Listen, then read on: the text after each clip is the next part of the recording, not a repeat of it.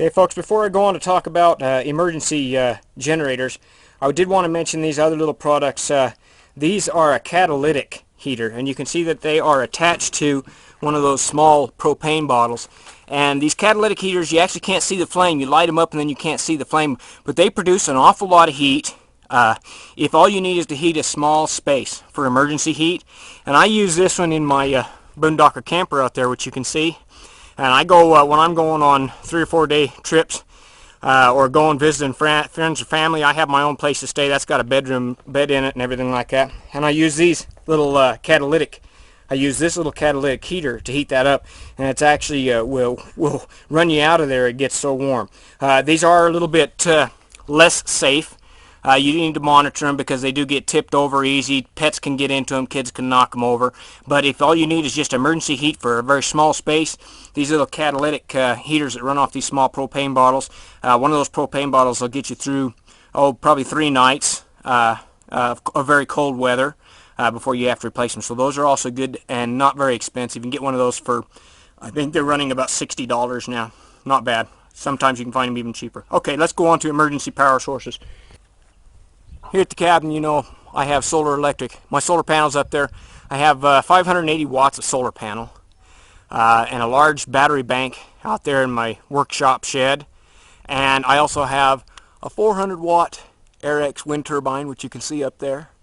And on days like this, when the sun's shining, my solar panels will recharge those batteries in there in about 3 or 4 hours, and that'll last me a couple, 3 days, no problem. Now, like I said, as long as the sun's shining and the wind picks up once in a while, then I got all kinds of power. But here in the wintertime, a lot of times we'll get 3 or 4 days without any sunshine, without any wind blowing, and then my batteries get drained down and I need a backup power source or go without power. Now, I don't use all that much power, and I have propane for a lot of my appliances and everything like that, so I can go without power very easily. But I don't like to, because I like to be on the internet. I like to have my electric gadgets working and things like that.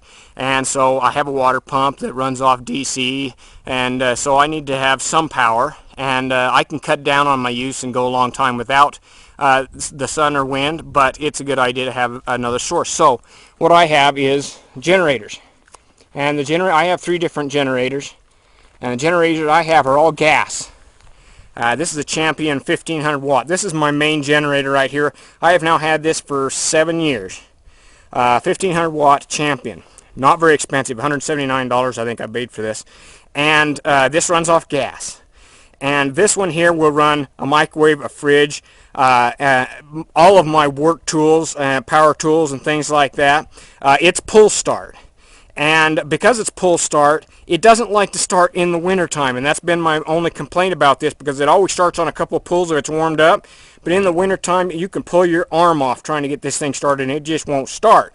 That's real inconvenient, because that's when I need this thing to run. So I went with some other options. Now I have a 4500 watt, we'll call Big Bertha here, and I use this one if I'm running a lot of big power tools, chainsaws and stuff like that.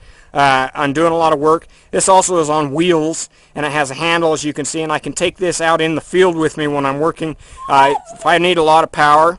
And this has a battery startup and a pull startup on it. Makes it easier to start, and I can handle a lot more power equipment using Big Bertha here. However, it still has to sit outside, and in the wintertime when it's really cold, it still doesn't like to start. And if the battery gets drained out, then I'm going to be hand pulling this thing trying to get it started, and that's really not very convenient. So I do use this one a lot, and this one is 240 volt and will run a washing machine and dryer, which is in my shed in here, and it also recharges my battery bank really fast.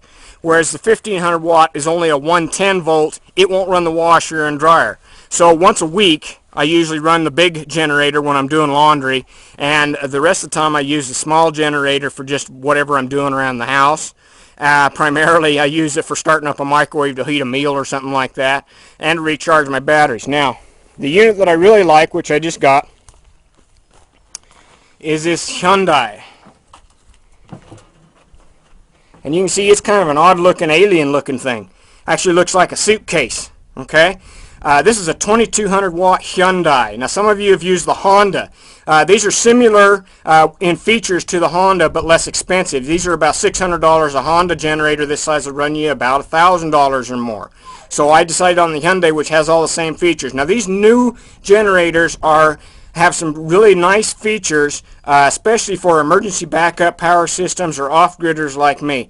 For one thing, they have a pure sine wave inverter built into them.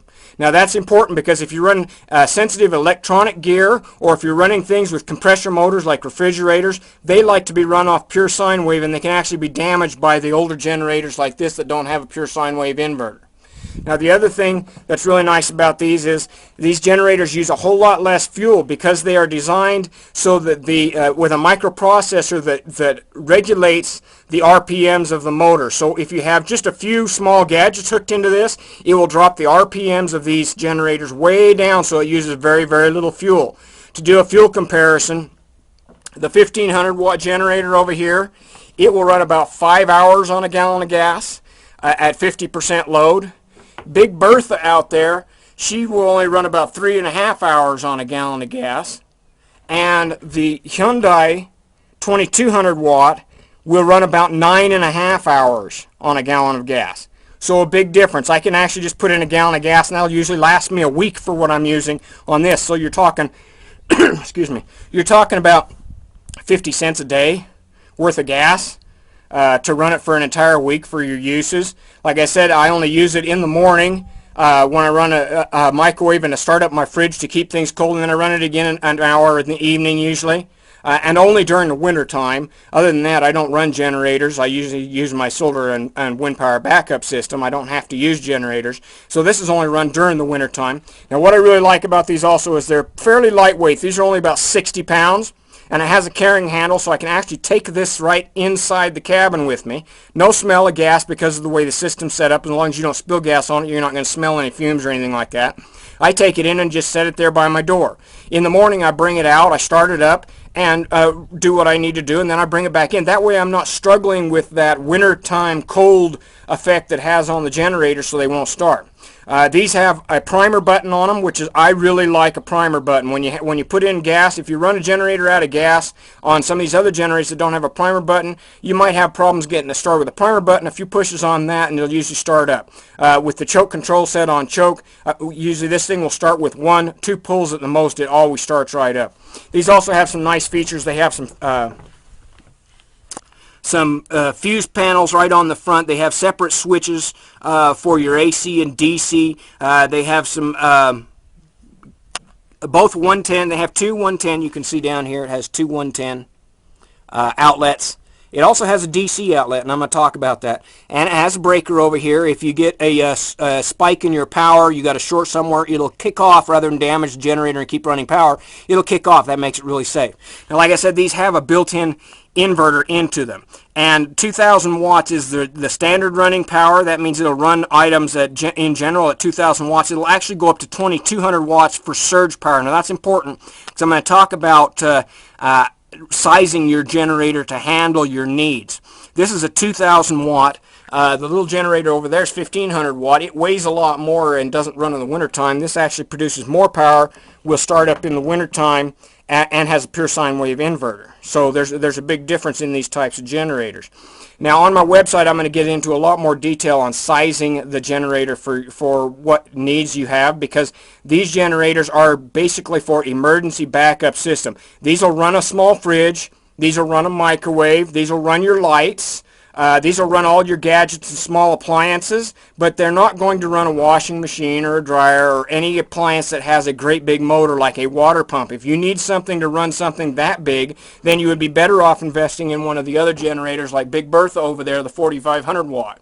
Now these are all gasoline generators, and I chose gasoline because I can always get gasoline around here. Even if I have to drain some, siphon some out of a vehicle, I can get gasoline. But they also make diesel models.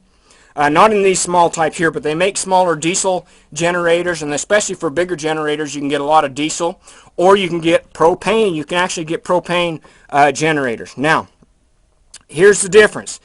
Diesel, A lot of people like diesel because they're a real workhorse. You can also, for a lot, if you're going to be using a big generator for a long time, you'll get a little bit better fuel economy off of a diesel generator than you will a gasoline generator. But diesel has some drawbacks. In wintertime, diesel fuel tends to gel, and it doesn't flow through the system, and you'll have a hard time getting a diesel generator started a lot of times in cold winters. I don't like having problems in winters on the generator, so I did not go with diesel. The other option is the propane generators. Some people like them, some people don't. I have not had one myself, but from what I've heard about propane generators, they can be inconvenient to change out and go find propane when you need it, where it's more likely you'll be able to find gasoline. You might not be able to find propane. However, propane stores a lot better than gasoline or diesel. Propane you can store for years without a problem, and your propane generators will generally not have a problem with fuel gelling or anything like that because it's not the same type of fuel. Now, for efficiency, though, propane generators, from what I've heard, are not any more efficient than gas generators. So you're going to use about the same amount of propane as you would gas. And depending on the price of propane, it may be more or less expensive than run for gas. Now, out here, propane's real cheap. I just went and filled these up for $1.89 a gallon, which is really good price. We was twice that. We was $2.89 last winter. So I'm real glad to see that propane's come down in prices, which might influence some people if you're looking at a propane generator. Okay, so these smaller generators like here are excellent for emergency backup systems. But you can make these even more efficient if you are not just using them as the sole source. Instead, if you're using a battery backup system. Now, you want to remember that a generator just produces power, and when it's turned off, then the power stops. But all of these generators, all three of these generators have a DC power cord and a DC power generator built into them. And they will produce DC power along with running all of your AC appliances. You might as well take advantage of that because then what you can do is you can recharge batteries. Now I recommend deep cycle batteries. These are the same batteries. This is a Trojan, and these are the same deep cycle batteries that I use for my solar and wind power system. And this is just one of them out of my battery bank that I just pulled out of my Boondocker camper because I'm going to hook it back into my solar panel system. Now what you want to do is you want to get probably a couple of these, maybe even more.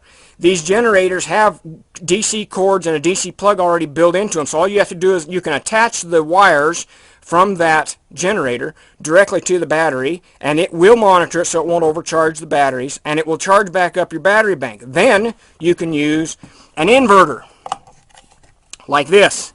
This is a 400 watt. This is made by Black & Decker, but you can get all different kinds of brands. You can see it has two 110 plugs on it, and it has cord hookups for the back. I don't have the cords on this one, but generally it would have the cord hookup on the back, and all you do is you hook those battery cables to the battery, and then you can plug in your 110 appliances to the inverter, and you can run things off of the batteries, okay, even after the generator is shut off. So that is a lot more efficient. Since the generator is going to be working anyway, you might as well charge up battery banks and then use an inverter. That way you don't have to run the generator near as much, and you're going to be able to power your appliances for a lot longer. Now, the power generator in these generators for DC power only produces maybe about 4 amps, which is not a very fast way to charge up a battery bank. So what I would also recommend is that you look at one of these units. This is a larger full-size 12 amp battery charger, and you can get these just about anywhere. And what you can do is you can plug one of these in, because they plug into AC, as you can see here. They plug into the generator. Then you hook those cables to your battery, and you charge up your battery 3 times faster. You can charge up your battery bank 3 times faster using one of these larger full-size 12 amp, which is usually about a maximum what you get for one of these. Using 12 amps, you can recharge those batteries 3 times faster than if you do using the DC cords that are just built into these generators. So what I do is, in the wintertime, I come out and I take this generator over and I recharge my battery bank, which I have in my shed over there, which I have about 8 of these deep cycle batteries.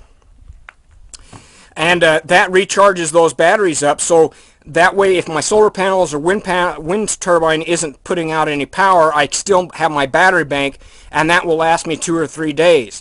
And it will recharge, this generator will recharge those batteries up in about an hour to 2 hours of running time. Well, it will recharge them, top them back up. It won't completely recharge them from dead, but it will top them back up and keep my battery system completely full. Then at nighttime, I don't have to worry about not having power and coming out and starting the generator. I run off of an inverter, and I run all of my computers and equipment and lights and my water pump off of my battery bank. Okay? Using the battery bank and your generator is the best way to get efficiency. Now, you could do this even in a garage. All you have to do is get a couple of these deep cycle batteries, a power charger, an inverter, and use that in conjunction with your generators, and you'll get a whole lot more power and a lot more efficiency out of your generators that way. Okay, on my website, like I said, we're going to talk about different specifications. I've told you if you're going to run a lot of big appliances, washers and dryers and things, you need a generator like Big Bertha over there. If you want a generator for running power tools and you're not too concerned about starting it in the winter, these gas generators work real well here. If you get one of these and you need it in wintertime, I would suggest putting it someplace where it can be kept warm, inside a garage or an insulated shed or something like that. Otherwise, with a pull start generator, you're probably going to have a heck of a time getting it started. I really recommend these newer generators, and I'm very fond of these Hyundai and also the Honda generators. Of course, they have an excellent reputation, as do the Yamaha generators. But you want to look at the newer models that have these microprocessors built in that regulate the RPM, so they use a lot less fuel, and make sure they have a pure sine wave inverter. Almost all these new ones now have a pure sine wave inverter built into them so that you won't be damaging appliances, and they'll run your refrigerators and things like that without any problems. Okay, folks, a generator is extremely important if you do not have power. You may be a day or two, or you may be a week or a month without power in a disaster or an emergency. Or for off-gridders, you're going to be using these all the time for running power tools and things like that you don't want to run off of your battery bank. Or in the case of power outage because there's no sunshine and there's no wind, you're going to want a generator. So even though we don't really consider that being off-grid if you have to use gas or some other fuel, some people actually make their own fuel. Some people use biodiesel, which they produce, and you can go online. In fact, YouTube has some videos on making biodiesel, and you can get videos on making biodiesel, and you can actually run these gas generators or a diesel generator off of fuel that you make yourself. Now, you can't make your own propane, so if you got a propane generator, you won't be able to do that. However, there is a way also to convert methane. But I'm not going to go into details of how to do those things. This YouTube just doesn't have enough time for me to tell you everything. But you can actually produce your own fuel for these. Gasoline is almost always available, even though it may be expensive. Propane is even more available now that we're doing so much natural gas drilling. Remember, I told you propane is a byproduct of natural gas drilling, so we got all kinds of propane, so you don't have to worry that we're going to run out of propane. And of course, diesel is still widely available, but it fluctuates a lot with price. Sometimes diesel will be more expensive than gasoline. So those are your choices for generators. I hope you got something out of these videos. Go to my website, simplesolarhomesteading.com. There's a free ebook there, product recommendations, and more information. All right, folks, you have a great day.